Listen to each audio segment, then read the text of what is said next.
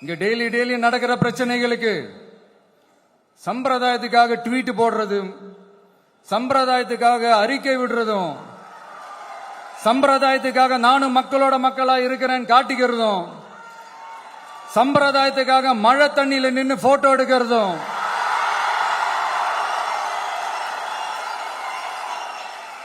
எனக்கு அதுல கொஞ்சம் கூட உடன்பாடே இல்ல.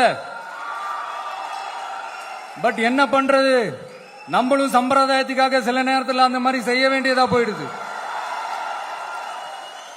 அதாவது நான் என்ன சொல்ல வரேன்னா, மக்களோட உரிமைகளுக்காகவும் அவங்களோட உணர்வு பூர்வமாக இருக்கணும்.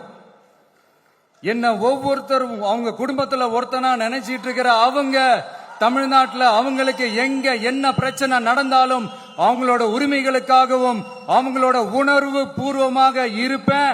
எப்பவுமே அப்படிதான் இருப்பேன்.